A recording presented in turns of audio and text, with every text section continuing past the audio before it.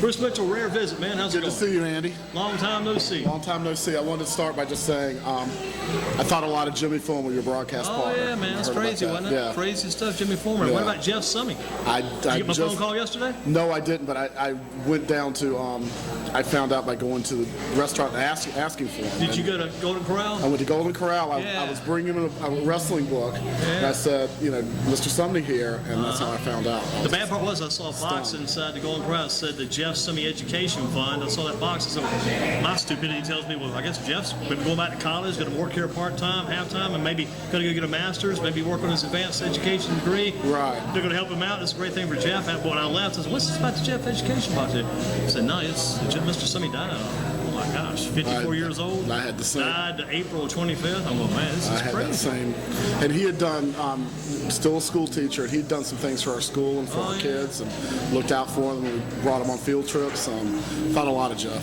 That's a great guy. Love that wrestling show on Tuesdays too. Used to love that wrestling show. Yes, sir. Big Tar Heel fan too back in his day. That's a shame. Huge Tar Heel man. Wrong with that? Yeah, he was a Tar Heel man through and through, and he helped his kids. He had his two daughters he adopted, brought them in from China. Right. Both those kids were gymnasts. They were looking maybe to try to get a scholarship in gymnastics, but crazy stuff. Yeah. And then death today of Dusty Rhodes. Was that a surprise? Very much so. He was in good shape. He had lost a lot of weight. Working for WWE as teaching promos to the NXT wrestlers, to the development That's the right man to be doing that, right?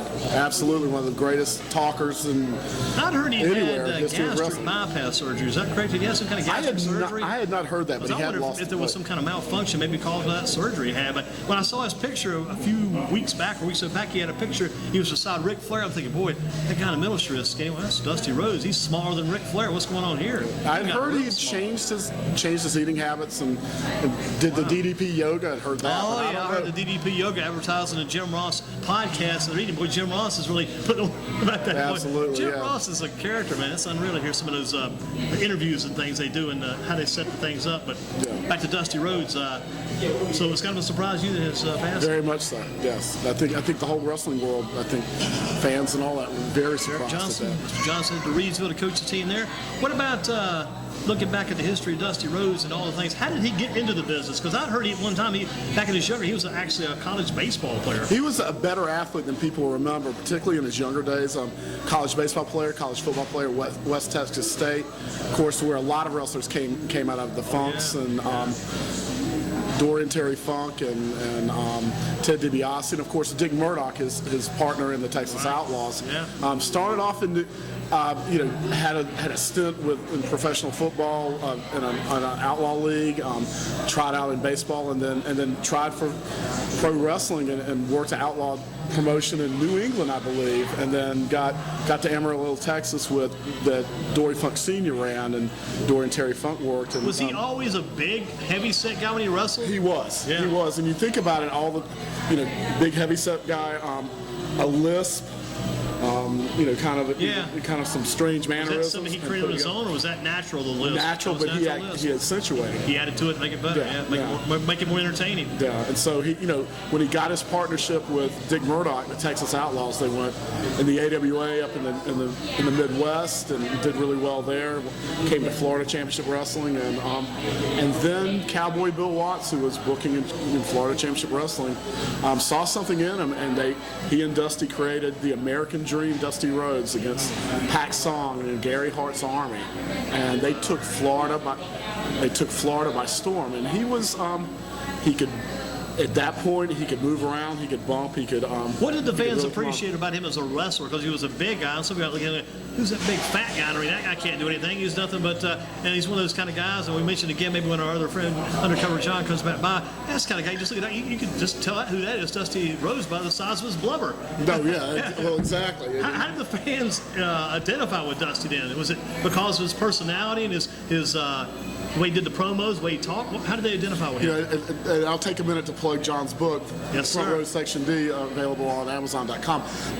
They identified with him because he was like your next door neighbor. He was like the guy you'd have a beer with, Natural and, guy. cut the grass and talk about sports with, and looked that way. But he also was, he also could move very flashy. Could he move wrestling. pretty good even with all that blubber he had? Well, by about 1987, when that sign was made, Okay, maybe not as well, but the guys that faced him, Tully Blanchard, Arn Anderson, Ric Flair, could move for him. Could make him look really good. But you think about the bionic elbow, the flip flop and fly, the chorus line, all the signature spots that he had that were exciting, and then he could just talk his tail off, and he had a big tail to talk off. So. The way he set up some of the matches, kind of being the booker of some of these matches, the way he kind of set the wrestlers up. Was he respected for his work as far as creating and drawing matches, as far as that goes, or did some people look at that and say he was not a good match originator as far as that goes? He could put things together, and he was very creative and did well. But he had sometimes his ego would get the better of him, and it was tough on him. But I mean, he did big business, particularly here in Greensboro, here in the Greensboro Coliseum, from like 1984, 1985, 1986. Then it kind of fans got tired of him, got tired of the ego, and I think it started. John, before you leave, come here just one second. We were just mentioning something you had stated about with Dusty Rhodes. You can tell the wrestler by the size of his blubber. How'd that line come around? Well, Dusty Rhodes was wrestling as the Midnight Rider, and so he was wearing a mask, but he still was 350 pounds at least. Exactly. And so they would come out. His theme song would be, "You can't tell the wrestler, you can't tell the book by looking at its cover." So I made a sign that said, "You can tell the wrestler by looking at his blubber." Absolutely. So we had a long-running feud with Dusty Rhodes, picking at him and giving him a hard time, and he was a very easy guy to get underneath his skin. There's no doubt about that. He hated me. He hated the front row because we were always cheering for the bad guys. He took it seriously then. Oh, totally seriously. Wow. So you guys are just having fun, like they say. You we guys were having a good fun time and with we were it. stirring things up. But to be perfectly honest, we didn't really particularly care for, Let me just say this: Dusty Rhodes was the #1 box attraction in professional wrestling from about 1976 when he became the American Dream to about 1985-86. He was the #1. Him and Andre the Giant were the #1 guys. And it's hard to imagine, a fat guy from Texas, son of a plumber, all that stuff, and be able to rise the way he did. One of the greatest talkers in the history of the business. One of the guys with some of the most amazing charisma. The guy was incredible. There was one night in Greensboro, they had a match against the Assassins, and this was like the newer versions of the Assassins. And if whoever lost the match, the second assassin, I think it was Hercules Hernandez, that could be right. But anyway, they had a match. Loser, lose the mask. If Dusty lost, he would lose the belt. And Dusty Rhodes beat him in like a minute and a half. He just like boom, boom, boom, just beat him, dropped an elbow on him, and then he ran right into the crowd. He went like 10 rows deep and stood up on top of the chairs and put his fist over his head, and the whole Coliseum stood up and cheered. That was Dusty Rhodes. Dusty Rhodes. But can you imagine a wrestler having the charisma and the fans in the palm of his hand? He had it. And when he joked, I sat there and I went, there's nobody else in the world, that could run into the crowd like that. How did he go on top of the chairs? Go My crazy. question, as big as he was. He stood up there and just raised his hand, and the place just standing ovation went crazy. So you have to give the guys due. There's not anybody in the business today that has just the pure charisma and the gift for gab of that guy. What's your overall memory of Dusty Rhodes? First time I saw him, he was with the Texas Outlaws down in Florida. And it was a loser leave town match, and believe it or not, he and Dick Murdoch, he lost the match. And he had to leave town against the Briscoes. But the first time I ever saw him, he was in a tag match against, it was Blackjack Mulligan, Ric Flair versus Chris, the Olympic guy, was his name? Chris Taylor. Chris Taylor and Dusty Rhodes, and Blackjack and Flair won the match. And that was the first time I ever saw him in person. But then again, I saw him in probably every match he ever had in Greensboro for all through the late 70s through the 80s. And he was also responsible for the big setup of the feud with Wahoo McDaniel and Johnny Valentine. So he was responsible in helping setting that up before he became the American Dream, which happened down in Florida around 76. 74. Yeah, with Pac Song. So that was a big deal, and he was a big deal. How did they get the book, John? Front row section D. How did they get the book? How did they get the book? How did they purchase the book? Well, I have to give a lot of credit to Billy Ingram of TV Party. I started writing small columns. I remember reading those about wrestling and about being a wrestling fan in Greensboro. And then it started with just a bunch of small little articles. And they kept building and building. And finally I said, I think we ought to put this in a book. and it's done real well. Everybody seems to enjoy it, and it's really something that I didn't expect to make a lot of money with, but it's something to, kind of savor and remember all the great things that happened. Because if you think about it, Crockett Promotions has probably been out of business now for almost 30 years. WCW ran it for a long time, but it never was quite the same as having, that hometown team, that was in Charlotte. You knew they were in Charlotte, and they always did Raleigh, Greensboro, Charlotte. They did Virginia, they did South Carolina, sometimes West Virginia, but most of it was our home team, wrestling group. Is the book available at your Parts Unknown comic It's at book the store, and it's available on Amazon. Parts Unknown. Parts Unknown, the comic store on Spring Garden Street. Gotta love it. Gotta love North it. Carolina. Highly recommend it. But it's done real well, and everybody seems to enjoy it. Except I feel like I've already read it because I read all those articles on TV Land. I added new stuff and a bunch of the posters and memorabilia and things like that. Check. So, Any illustrations by the penmanship of the yeah, John I Hitchcock? did a lot of drawings in it and tried Check that to out. jazz it up a little bit, but stuff. it was really a labor of love, and it was something that was really a lot of fun. So You I look like you appreciate could reading wrestle today still, John. it. No, I'm over the hill, definitely over the hill. I used to make fun of Dusty Rhodes because he was fat, and now I became a fat Dusty Rhodes, so that's the way it goes. You kind of goes full circle, huh? It does. Thank you, John. You guys have fun? Keep it rolling. Parts Unknown, get that book, Front Row Section D, there for sale at the local store on Spring Garden Street. And you can buy it on Amazon.com. He's a too. good man there, John Hitchcock. Yes, he is. I think he and Dan Grundy would make a good one-on-one match late here in the season. I think, I'd pay to see that. That would be wild. It would be a kind of crazy Diamond match. Dan Grundy, yes. Yeah. He was always at the Greensboro Coliseum. Crazy thing, I was just talking to Diamond Dan Grundy about Dusty Rhodes about a week ago down at the stadium, baseball stadium, where Right, show pro security. Diamond Dan's down there talking about. I said, what about Dusty Rhodes? I saw that photo. He was so small in that picture. I thought, what had happened to him? He mentioned maybe he'd had that gastric bypass. I'll ask Andy. I had not heard that. Started eating different So, and changed his lifestyle, I guess. Yeah, but and apparently this came on very quickly. Man, I saw that it happened maybe back on Tuesday or Wednesday, a little sooner than today, when he fell at his home. Thursday. It was today, like about Interesting. 6 o'clock in the morning. Because I'd read on some of the work coming out of ProWrestlingTorch.com had like a little piece on there, maybe from TMZ. Maybe he had fallen an earlier day or some Early day before. today. I think today. I mean, I read. I work for PWTorch.com. Oh yeah, exactly. So, yeah. Unless I missed something. So you fell this morning, then, right? Fell this morning, and then things quickly went downhill.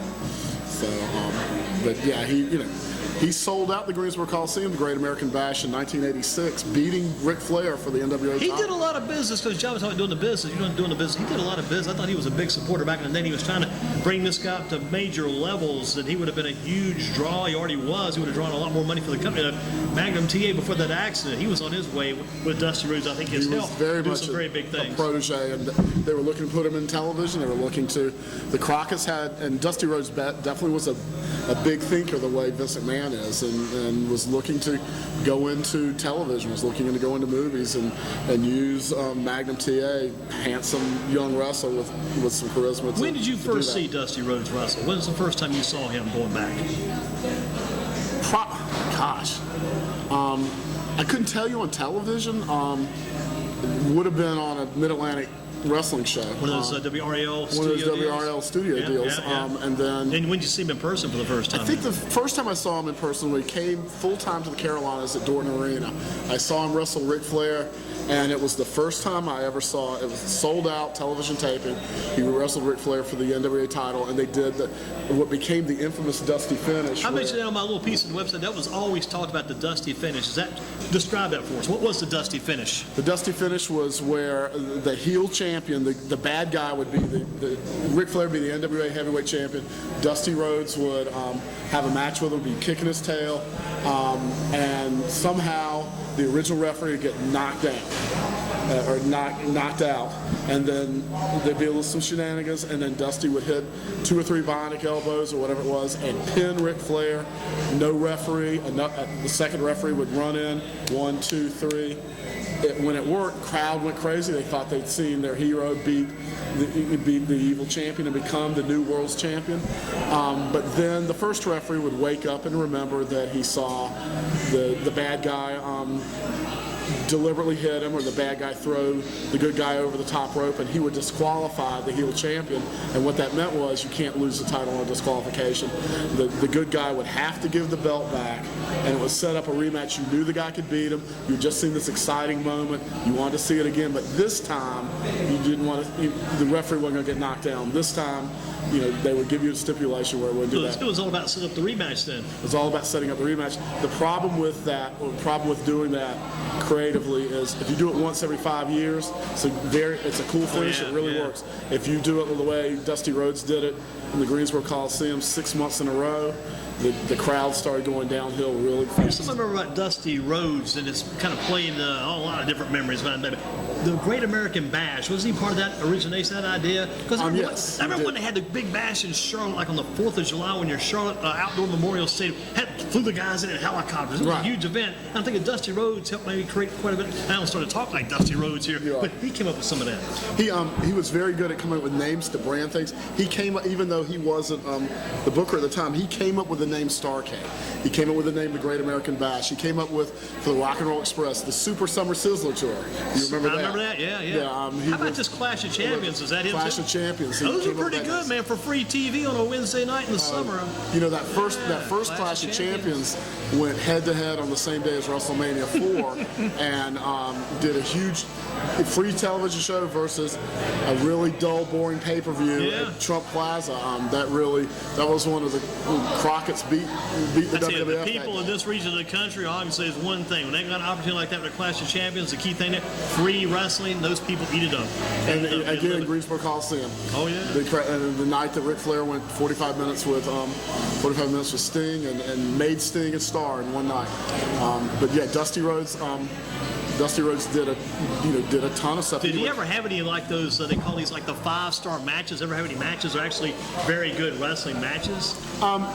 When he was in with Flair, it could go to 4 stars. When he was in with Harley Race And Terry Funk, when he wasn't carrying as much weight, he had very good matches. I mean, he could move. It's just when he became more stationary, when he became more like that. You have to say he was a guy that could go into Madison Square Garden and main event there. He was such a part of the culture in New York City that in the salad days, I know you remember this, Studio 54. Oh yeah. He would wrestle Superstar Billy Graham in the main event, Madison Square Garden, get in a limo with Andy Warhol, and go over to Studio 54. Warhol even wrote about it in his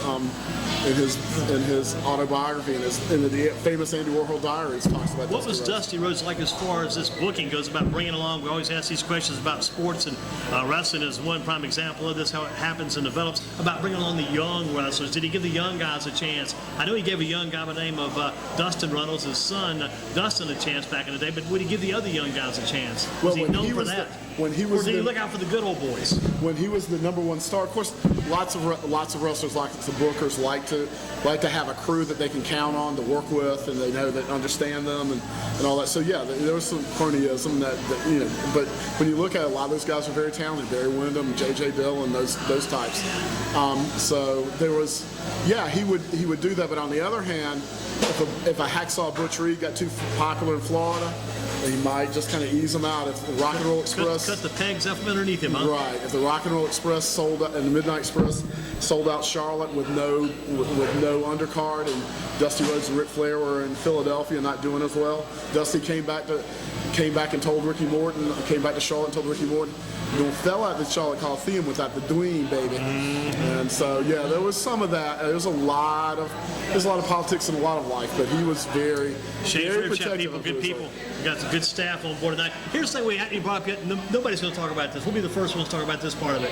Let's dig deep. We just talked about Dustin Runnels, Goldust. Yes. Talk about the distance that began to develop over the years between Dusty and his children, his son. He and his son became far apart. That was a major chronicle part of some of these books that have come out about Dusty, and even Goldust did his book about the problems he had with substance abuse, how there was a problem about between he and his dad, and even Terry Runnels. My father-in-law wouldn't even give me the time of day. Talk about that a little bit. Well, PW Torch, heating the family. PWTorch.com, we do a live cast every Monday, much like you do, but we do on blogtalkradio.com, and we have interview Thursday. Thursday, and Wade Keller and I, the editor, talked at length with Dustin Runnels about this. That it was a combination of things. It was that he had that Dustin had a lot of substance abuse problems that were frustrating his father, and could get in the way of family relationships. And he's at a better place now, a much better place. But his father didn't think that he should have married Terry Runnels, right. That they were in the wrestling business. He didn't like her back when she was Alexandria York, did he? Right. They were women that you, how shall I say this, date, and women that you marry, and he felt that she was the former and not the latter for a lot of reasons, and knew her, and so that caused a lot of strain in the family. But maybe I'm not the great. They came, but my understanding is. Yeah. The interview we did with him was a couple of years ago, but my understanding is that they had a much better relationship. They resolved a lot of their differences. They resolved a lot of their differences. I don't think he was estranged from any of his children by the end of his life. He seemed like he'd been happy the past several years too. He seemed like he was in pretty good mood. He was. The things I read about. I think so. Because he got a chance to influence some of those young wrestlers in Florida, from what I read. Right. He taught, worked a couple of days a week over there. Promos, yeah. He lived the big. He wasn't quite as bad about it as Ric Flair is, but he lived the big lifestyle. He hit the town pretty hard then. Didn't save a lot of money, so he was still working up until the end. That's why those wrestlers. People went, what's that old wrestler doing ring at age 75? He's still going. He's got to pay the bills, right? Pay the bills, That's why a lot of these guys are still working. Yeah. One insightful note I had about Terry Runnels that came to me while we're talking about this, you're putting out some very good information about the history of Dusty Rhodes, who died at age 69. Is that right? 69. Yes, sir. 69. The insight hit me. When Terry Runnels got involved with New Jack, maybe Dusty was right about some of the things he was talking about. I'm just saying. Terry Runnels had her, how shall I say this, her ups and downs. And she did some stuff for causes at one time, too, to raise money for Children's Hospital. It's just kind of an interesting personality, how she could go that direction and up in some other places that she would tend to direct herself toward. It's the type of business that draws extreme personalities in many ways. What do you remember most about Dusty Rhodes over the years? The talking. Yeah. The promos. Were you impressed with all that? Was that impressive? Absolutely. Even as I was sitting next to John Hitchcock rooting for all the bad guys, you knew he could talk. I mean, just a very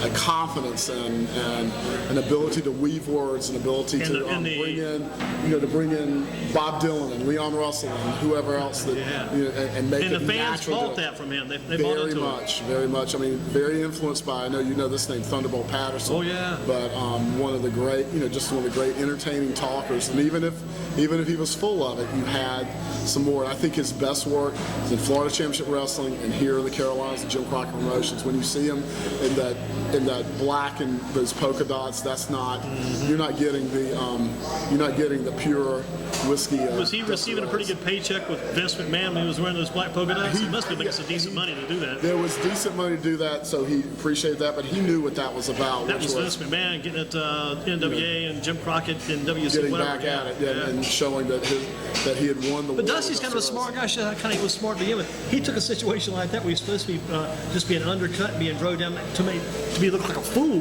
He turned into a money-making proposition. Very much so. And Vince Vince McMahon told him, look, man, you're so good at this that you can make something out of this. This is going to prove your greatness. And Dusty just said, just shook his head. What can he do? But he ran World Championship Wrestling. He booked and got a waiter here. He brought us some good food, man. Check the hush puppies. These are the best hush puppies in town. John Hitchcock left early, missed the hush puppies. That is good. These are great. Good. It's good food. Got some corn in here too. Yeah. I think the thing you brought most about Dusty Rhodes, I think I liked a lot, is the branding. How he came up with all those names. Right.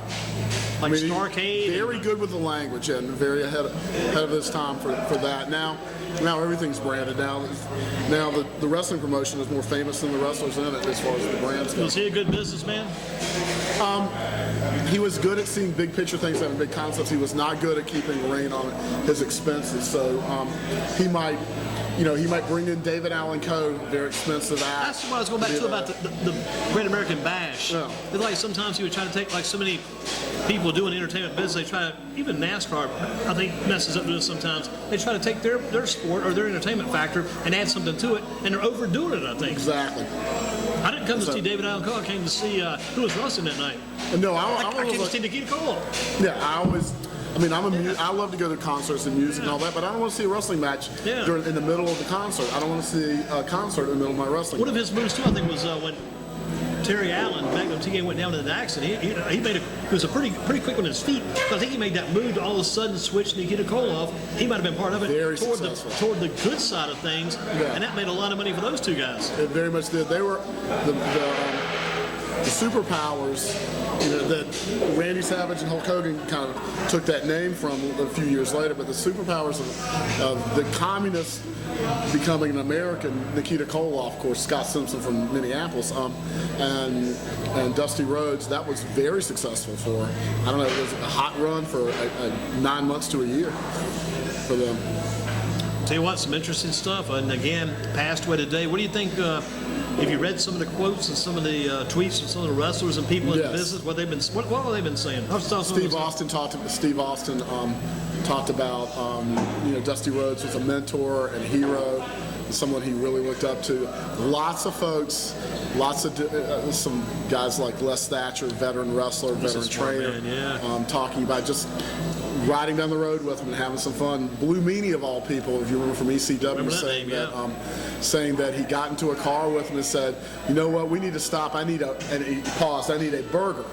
And Dusty Rhodes turned around and said, "I ought to stop this car and kick your ass." If Dick Murdoch heard you say that, I thought you were going to say not a burger. I thought you said need a beer. And he said, "I'm going to raise one to you as soon as I can, Dust." I mean, that was quite the story. But a lot, Triple H. Well, those young guys enjoyed probably riding with him. They probably picked up an education as they headed down the road, didn't they? Yeah, that's something that's missing in wrestling. That you travel with a veteran. You do all his work for him. You do things for him, and get his beer, take his clothes, wash them, all that kind of stuff. But you shut your mouth and listened in the car, and you got a real education.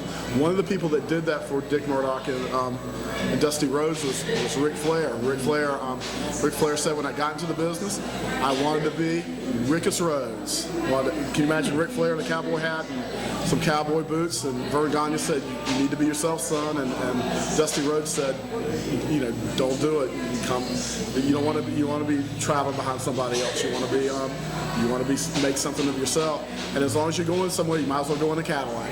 Yeah. How do you think he'll be remembered, Dusty Rhodes? One of the all-time great wrestlers and power, huge influence on the business. Very creative, right? Yep, figuring everything for decades, adjusting to the changes. And the thing I didn't realize, I started putting some stuff on a little piece of the website. The fact he was with obviously with the WWE, the WWF, the NWA, the WCW. He was TNA. also TNA. What sure was, because I didn't like the TNA thing on the back of a pickup truck on a bale of straw. That didn't really entice me much. Right. Didn't buy into that much, but hey, whatever. But he was also with ECW briefly, and also with the Turnbuckle Wrestling Association. Right. That was an interesting. He had his own thing at one his time. own thing, Florida Championship Wrestling. Turnbuckle Championship Wrestling was kind of his indie promotion. That was his too. He made it to Asheboro, that group one time. They came to Asheboro. I didn't know that. Yeah, I'm going to see that. Yeah. But ECW, I mean, I guess he was kind of the... He feuded with Steve Corino, old school Steve Corino. Oh my gosh, I've been reading about Steve Corino a lot recent days. He's Mr. Old School, yes. He took his... I bet he's got some things to say about the death of Dusty Rhodes. Based a lot of his character on that. He lives around here now. Yeah, he lives in the eastern part, down on the coast, I believe. Right. A Canadian that lives in North Carolina. He got his run with Omega Wrestling. That's how he got going big time back in the day. Corino. Yeah. Interesting character now. This guy actually has got some... We talked about LeBron James, one of my previous guests about LeBron James, came back with that sign the other night that really people fought for years. Steve Freedo's got a little bit of this. Yes. Andy, I was wondering. So we did these shows for years and years. I was wondering whether you kept up. You clearly are keeping up with your not as much. I'm reading the stuff now. I see the headlines now. I follow the headlines. It seems like there's a lot of. You follow my friend Jason Powell at ProWrestling.net. I follow you guys too. Followed you guys today, and follow a few sites. But if I see a headline that's got some pertinent information hit today, some of the stuff today is just not that much out there. But I agree with that. I follow the Ring of Honor on Saturday nights, midnight, free wrestling. I mean, like I said before, people in this state that grew up over the years, if we get anything free, we're going to watch that. Well, absolutely. And then there's a little bit of an old school production value to that. I think so too. Yeah. How are they different? I mean, Bruce Mitchell's here in just a few more minutes, but how is Ring of Honor different, you think, than ECW? Well, at first, they were, Gabe Sapolsky started from kind of the ashes of ECW. He wanted to named it Ring of Honor, and I think that's a great name. To be honest with you, would come and shake hands. He had the wrestlers shake hands. Code of honor. And so they wanted to stand out as more of a wrestling promotion, more wrestling in it. And now it's a place where people recognize that current WWE champion Seth Rollins did a lot of work there as Tyler Black, Daniel Bryan, that there's wrestlers that have come through there. One of my favorite. Doing really well.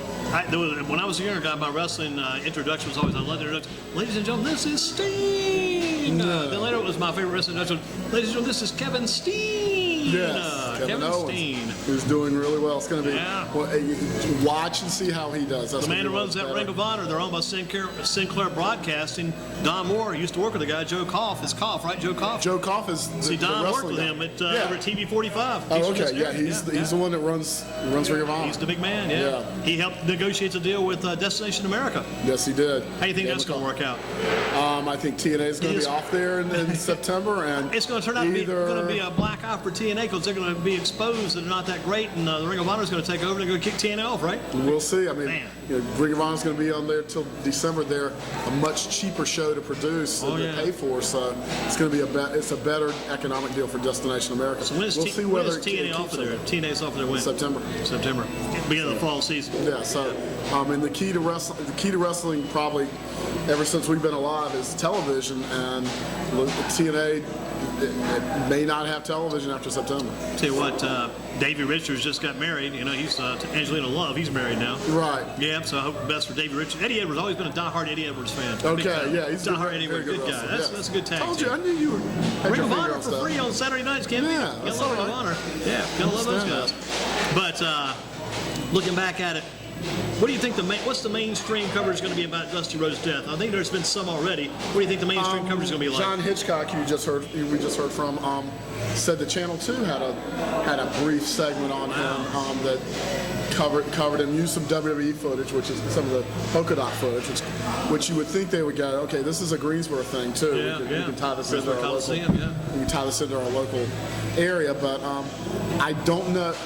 I think it'll be I think Monday Night Raw, SmackDown's tonight. I wonder whether they have anything, if they have anything while we're recording this right now. Yeah. But I don't know nationally. It was the number one story on TMZ. Remember back in the day when forever the wrestling was always like on Channel 8 or another channel. All of a sudden Channel 2 got that Jim Crockett wrestling there one time. And it switched. That was really a crazy move back in the day. But those kind of days are now gone. I think those days aren't that big a deal anymore. You could get television stations get very good wrestling. I mean very good ratings and off time weekend slots from Jim Crockett Promotions. How are you going to cover the Dusty Rhodes situation over the next few days? I know you've been on some programs already, different radio shows and things. At pwtorch.com or VIP members, we may put it on the free side. I know we're talking about it. I did 70 minutes on the career of Dusty Rhodes. You called me right to do this. Lucky to get this man today, yes sir. So that's probably just the beginning, and basically it was editor Wade Keller going, "Tell me about Dusty Rhodes," and I just started talking. And I don't know that I hit the highlights either. There's a lot with him, lots of stuff to go through with him, lots of major triumphs, lots of major flaws too. So what do you think some of the triumphs were, real quickly? The success in Madison Square Garden, becoming a national star that could go to, as John Hitchcock said, to go to any territory, any promotion, stay for a week and do big business and be a draw. In other words, if he wasn't on the show 2 weeks before and then he came on that show, the houses, the number of fans would grow by the thousands to see Dusty Rhodes, and then I think there was an era in the 70s and 80s, particularly in the 70s too, with Blackjack Mulligan, Superstar Billy Graham, Dusty Rhodes, Thunderbolt Patterson, and Ric Flair a little bit later Most on. of those guys are very good talkers. Very good talkers. Very good talkers. And there was a similarity between them, too. Blackjack Mulligan didn't have to say a lot. It's what he said and how he said it. He was pretty stylish. He was pretty stylish, too. Give me that belt, Jones. I love that one. Oh, yeah. I love that He'd one. have to, he didn't have to say much. He'd kind of have to bow his head down a little bit so Jones could punch him. Yeah. But Exactly. But I mean, I just think that What do you I think a lot of people about the remember difference Dusty Rhodes. in Dusty Rhodes' early career versus his late career? Was he still promising in his late career? Was he just so much better in his early career? Well, I mean, I think all athletes have that bell curve of when they're going to be in their prime, and I think Dusty had supreme confidence in himself, and he overexposed his own act too much, and that and people got tired of it. But I mean, he was, but in his, you know, when they did the deal in Atlanta in the Omni where Ole and Arn Anderson came out and talked Ric Flair into jumping him after Dusty had saved him from the Russians, they did, you know, Starrcade 85 right here in Greensboro. I guess it's 40th anniversary. They sold that thing out, and they had a lot of people waiting and a lot of people there. I mean, when it was on fire and the people were with Rhodes, they did big business and big excitement. It was when you watch, if you go on YouTube or you go to W Network and watch some of that stuff, you'll notice that how visceral, how emotional those crowds are compared to when you might watch Monday Night Raw or SmackDown or Ring of Honor for that matter, or TNA. There's a closeness that isn't there. Some of the best Bruce Mitchell work I think I've seen. I just happened to flip back by YouTube today because I was trying to find Bruce's phone number on the internet. A lot the phone books don't put Got it now. Yeah, I picked it up today. But the thing I found when I flipped by YouTube, I saw an interview with Bruce Mitchell that was done a few years back. It was done over on Spring Garden Street. Absolutely. And people still talk about the interview out by the dumpster behind Havel's Hearth. Oh, I hear about that all the time. The classic. The classic. I get picked on about that You all love the that time. one. You love that one. That was great. I miss Havel's Hearth. That was good. That was a lot of fun. Now it's a hookah shop. It's a hookah shop now. Yeah, it is. You know, Havel's Hearth. you know, If I still Mr. live in Havel was that. still alive, can you imagine that? Oh man, they do business too. Not for me, but they do business. Well, Bruce, you look at the Dusty Rhodes career, you look at the Dusty Rhodes memories now. How long do you think this thing will be hot on the press? How do you think this will last? What's the carrying time of this thing? Probably about through the weekend? Yeah, you know, we live in a 24-hour, 7-day work entertainment sports world. That's why I called you so quick. Things turn over so fast, but I think also there'll be, my friend at the Wrestling Observer, Dave Meltzer, will be writing a long-form obituary, and I think that a lot of people will be looking back and spending. I would imagine YouTube and Dusty Rhodes watching him talk, watching him have his matches, and just reliving some, for our generation, he was a major deal and got a lot of. The guy we're going to want to read is going to be Mr. Mooneyham, I think, out of the Absolutely, Mike Courier Mooneyham. Tribune does a very good job on all that type coverage. He's already written one small part. Has he? I think he'll. But I would imagine his Sunday column will be a lot about. The guys at Mid-Atlantic Gateway, they should be able to really live off this in a few years. Their stuff seems to come around a little later. Yeah. I would think so. And then the Mid-Atlantic Fan Fest at the Hilton in Charlotte this year. Dusty Rhodes came to 2 or 3 of those, and I suspect that Greg Price has got the museum going up down to Myrtle Beach now too. Oh yeah. Yeah. That's why if you won't move that fan fest to Myrtle Beach one day. Let me plug one thing, and I need to come up here on a Thursday and bring you some stuff so you can see it. But let me plug another thing. Jim Crockett Promotions, The Good Old Days documentary. It was the first independent documentary to win this from the Wrestling Observer. Won Wrestling Observer Documentary of the Year, and it did a very good job of going through the highs and the lows of Jim Crockett Promotion, all the way from Jim Crockett Sr. to the end with Turner Broadcast, and of course buying it, and of course Dusty Rhodes is a major figure in that. I need to get your opinion on that. I need to bring it by and let you. I've watched some of the death of WCW by way of YouTube. That's pretty interesting. This is better. I'll just tell you. I mean, that's fine, but this is better. Oh yeah, looking forward to it. Well, Bruce, thank you for coming in on such short notice. But Andy, that's the best stuff. The short notice usually turns out to be a good thing. I want to thank you because you allowed me to talk at WKW and all those radio stations over the years. Gave me the experience and confidence I needed to move on with the torch and do what we do. So I'm on Friday, although I'll be going to a graduation tomorrow night, but I'm on Fridays on blogtalkradio.com from 7 o'clock to about 8 o'clock.